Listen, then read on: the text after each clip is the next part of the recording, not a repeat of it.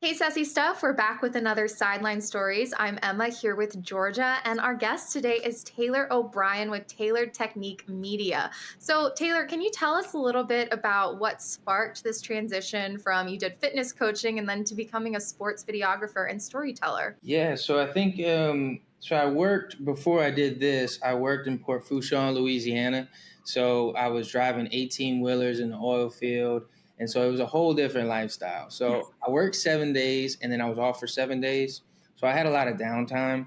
So whenever I had asked another videographer in the area about recording my fitness videos, I was like, "Man, how much would it cost?" And when he told me, I was like, "Oh my gosh, that's expensive." So that kind of led to me getting a camera that one of my clients had because he was filming me, my boy Hunter, and he actually films with me on the sideline now too. So that turned out to be really cool. But long story short, just we started filming everyone who like came through the fitness program, and I did like a 90-day testimonial. Didn't know nothing about like editing or anything like that. I just like mic'd them up. Looking back at it now, it's cringe, but like, you looking at it from where I was, I don't think I understood like how powerful like social media, video, documenting, how powerful that really is. And we Mhm. went to the gym, and he was surrounded by like everyone at the gym, and the video did like really well. So it was really a kind of like a moment to realize like, man, you could do some cool stuff with the camera. And that transitioned into more camera work, less fitness training, and eventually got on the sideline at LSU and got hired by a law firm, and everything's been really great. Yeah, and then like as a videographer, you kind of have to balance like storytelling with like, oh, this is the technical side of it. How do you find the balance in that? So we never feel like we have enough of anything. I think it's always the next piece of gear. It's always the next equipment. It's always the next shoot. Your edit does really well, and then now it's time to make another edit. So it's like, when does it end? And that finish line that keeps moving, it's hard to find that balance, like you said. Taking time off, changing up routines, giving yourself that time to like relax. And people say rot, but I just don't like that word. But you got time to take a breath sometimes. And you had a partnership with Gordon and the G team. How did that come about? So that sparked off 2 years ago. I just made 2 years at the firm in December. So that sparked off because the Alabama LSU game, in overtime when we won, I was in the corner of the end zone and I had the perfect angled shot. Well, in that shot, although it was cool because it was the game winning, touchdown and all, but there was a little guy with red hair ran across the camera, but everyone saw the little guy run across. They weren't even worried about the football. They was worried about the little guy who stole the end zone cone and took off running. Well, that took off, and that went really crazy. They had a local law firm in Baton Rouge did a spinoff from the little pylon kid went record a commercial and everything. Like, it was so cool, and I was giving him photos and everything. It was a good time, but after that happened, I was like gonna reach out to that law firm and be like, "Hey, you think if y'all would want some more work?" Because I'm always shooting my shot, whether Yeah, it be a absolutely. production or anything like that. And instead of sending a message to them, I sent it to Gordon because I knew he was involved with athletes, and that was something. I was new to Baton Rouge, so I was just seeing like Gordon everywhere. So that was pretty cool, and they ended up hiring me a full-time job. Alex, the marketing director. It was a created position, really. So that's where it's like sometimes it's hard to gauge your productivity, or you feel like you're not working with your hands. So it's been a transition over the last couple of years. That's so cool. And one thing we didn't tell you before we started this, Georgia and I are both Bama fans, so that story kind of hit Ooh, a I nerve. didn't know that. Rivals here. That story hurt us a little bit. Please don't leave. We're friendly Bama fans. Gotcha. Well, it worked out for good. Yes. Awesome. It worked out for y'all. Yes. Yeah. Yes, it did. That's So good. you were mostly self-taught. So what was one of the biggest challenges you faced when teaching yourselves the ins and outs of doing this? Being embarrassed, like if it's not good enough, Yes. right? Because we're always like seeing this crazy edit and we're like, I don't even want to post no more. But I think just the older you get, the more, you make something that's really cool and it gets millions of likes. What's next? And then it's flat. So it's like you got to control how social media tries to make you think, really. Yeah, you had the viral video of the LSU women's team and Kim Mulkey go viral. What was your creative process like when capturing basketball games, especially such a big basketball game like the LSU women? That was my first time filming any women's sports, and it was so fast because I'm used to football. So I was like, man, I don't even know what I'm getting right now. And I shoot everything in slow motion in 4K 120. So everything's slow motion. So if I get like 2 seconds, I'm okay. I could do something with it. But I think what happened is I was just fascinated at how tough they were, and how just resilient. Because I grew up playing sports, but I've never seen nothing like the women's basketball underneath the goal, like when Angel Reese was, and they're physical under there. So I was fascinated, and then I knew Kim Mulkey was big, and I remember she just went to flipping out, and the photographers, they got the shot, and I just like held the camera on her, and then they all showing me their photos, and I'm like, bro, look at this. And then I posted the video, and it did 25 million, and I posted it multiple times because I'm a firm believer if you got something that did good, you could post it every now and then and you get a whole new batch net of followers. But I posted it 2 days ago and it's at 150,000 again. Wow. So like, if it works, you could do it again. I would watch anything with her. Right. I mean, I might not be an LSU fan, but I would spend money to go watch those girls play. Everybody says that. Yeah. We respect it for sure. Yeah. Yeah, it's really fun. So with NIL culture, it's evolving rapidly. So what role do you think content creators like yourself play in shaping an athlete's personal brand moving into the future? I think it's very important for content creators because not all of us are going to play those athletic sports, but if you're good with a camera, you might have somebody in high school or even my buddy, he's got his son in junior high who's following people around with cameras, just because they understand how important it is.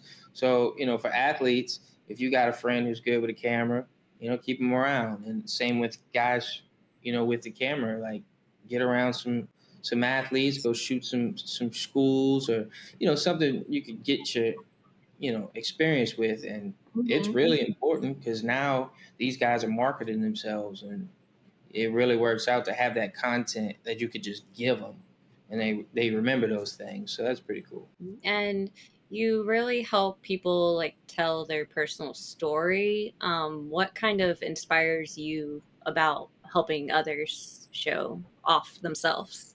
Yeah, I think I've always liked the underdog story. Like, I don't know what it is. Like my dad, I remember playing football. I was always so little, and he would always just pump me up in the Jeep with no doors, no windows, so things like that of like, and then really overcoming, something I didn't think, was possible being little or whatever. But it's until somebody tells you or shows you, your value to them, it's kind of like, wow, really?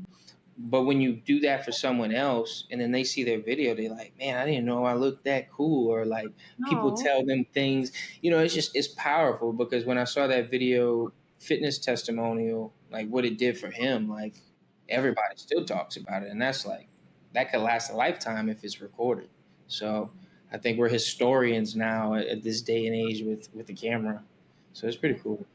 That's beautiful. And I love that you want to help people and show them how great they actually are and what they can do in the field. So that's wonderful. And you played football. So what position? Really fast? I was running back in high school.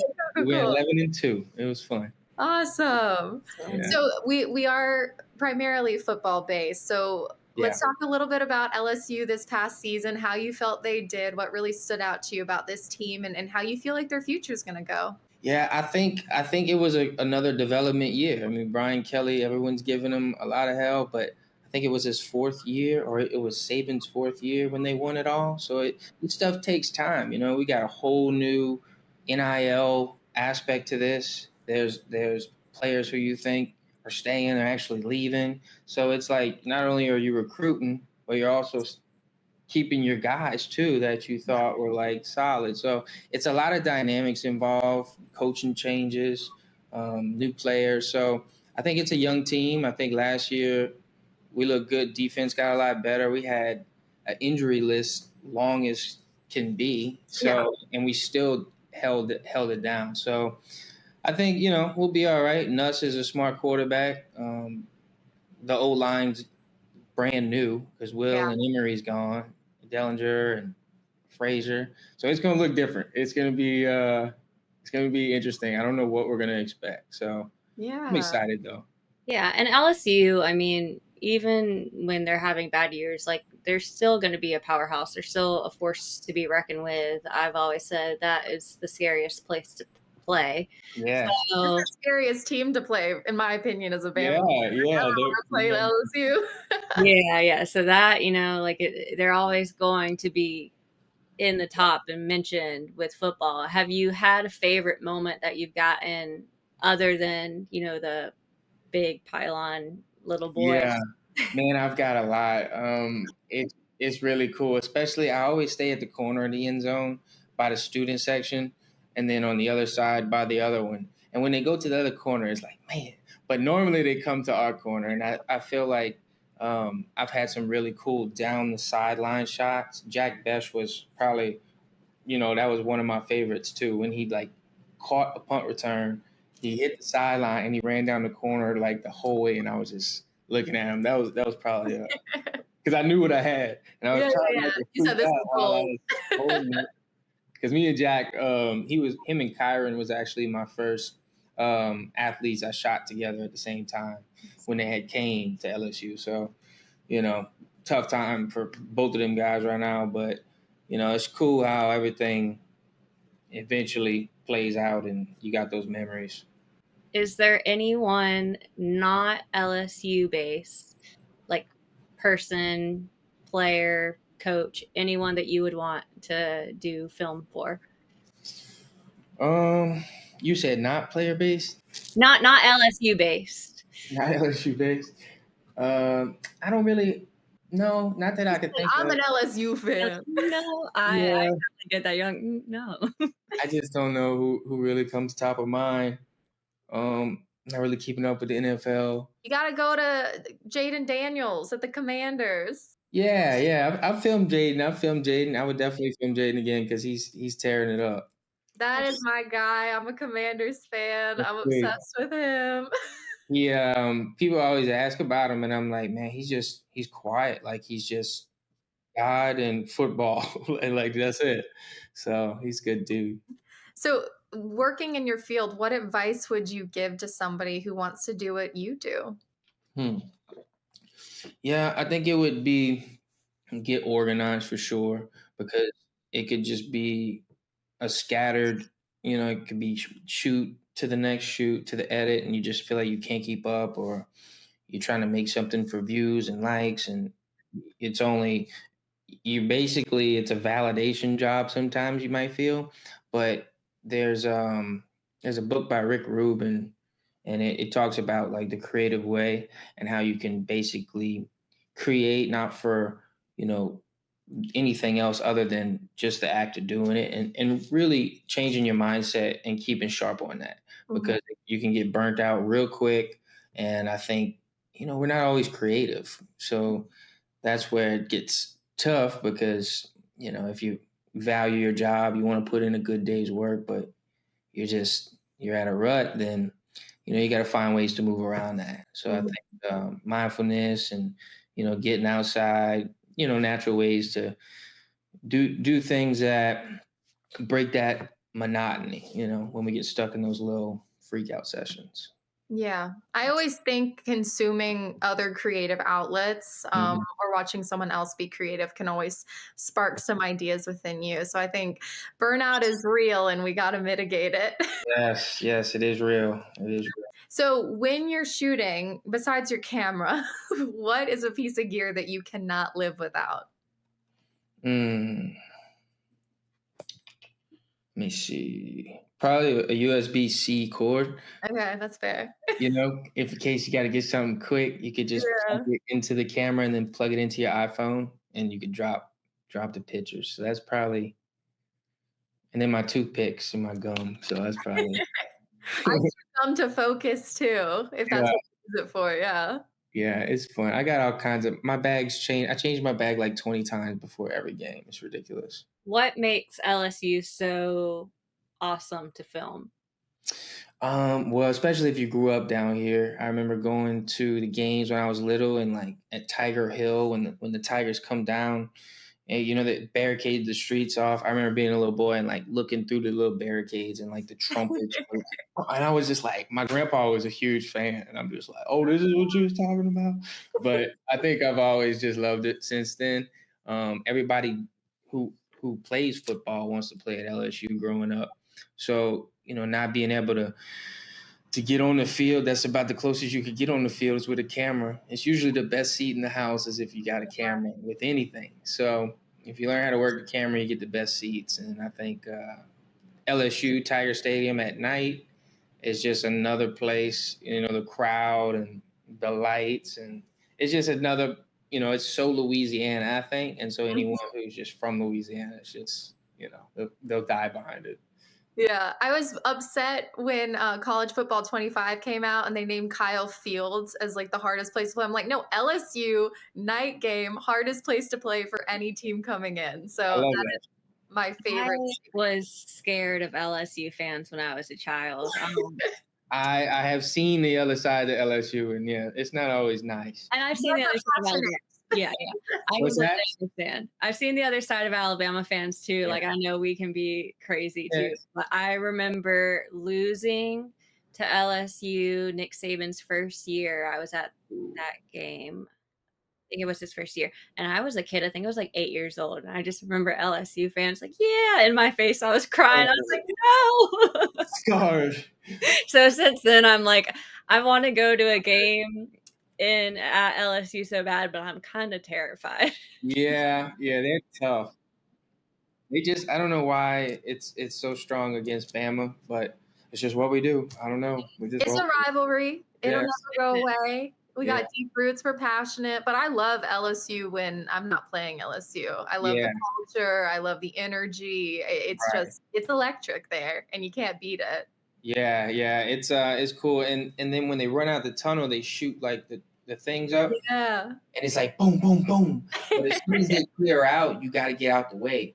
The band is screaming move, and they're marching, and they're literally as soon as they move those smoke things, the band takes off running with all their instruments. And photographers right there that are new, you have to tell them like run back here to the wall because I've seen them just get collapsed. I've grabbed a few people right before they've Oh got my hit. God. I've tried to record it because it's just the most insane thing people don't know about. I'm like, this is a stampede of elephants, y'all. This is crazy.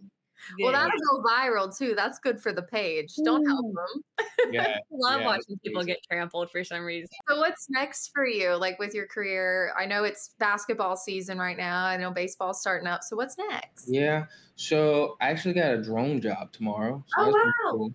Yeah. So I think really I've been not taking on extra work this past several months, just because it's just been, the burnout. If you're doing it every day, you just a lot going on. So I think for now I'm gonna start getting involved with more content making, like for myself, like filming things, trying to create more of just me, less football because I don't really want to do baseball or basketball right now. We got a new podcast studio at the firm that's almost ready. We've been working on that, so Awesome. I'm gonna try and get consistent with some having people on there and talking. So that'll be pretty cool. Other than that, a little bit extra here and there, but try and just keep a steady pace. And where can people find you? I'm on YouTube and Instagram, Tailored Technique, and pretty sure it's the same way it's spelled. Go look at the Kim video that you just reposted. Yeah, Kim Mulkey, she's doing good. I need to go get. Monday I missed the game, but I wish I could have went because I don't have anything ever this year. And she was, I've seen her screaming on TV, so I'm like, missing it. You'll get it. You'll get it sometime this I want her to scream at me. Yeah, she's in person. She's the sweetest Louisiana old grandma like you ever known. Yeah. But on the court, she's a new lady. Oh yeah, she don't play on the court. I don't talk to her. You're like, I'm here to film. I was scared to death of her for a while. It's funny. We'd do shit with her, and then they'd be like, "Hey, Taylor's, he's afraid of you," and she'd mess around. Like, I don't want no trouble with you. Come storming up. Yeah, she's Hey, so what cool. you doing? Yeah. That's awesome. Well, thank you for joining us. This has been wonderful. Anything else, words of wisdom you want to tell our viewers? No, I think I love what you guys are doing. I think it's really cool to document and highlight things and build off each other. Certain ideas, it could spread like wildfire. So I think, with everything, social media, views going down, algorithms changing, I think the most important thing is just to find a healthy balance that you enjoy to create, and express yourself how you want. So that's all I've, learned so far. So other than that, I appreciate y'all having me on.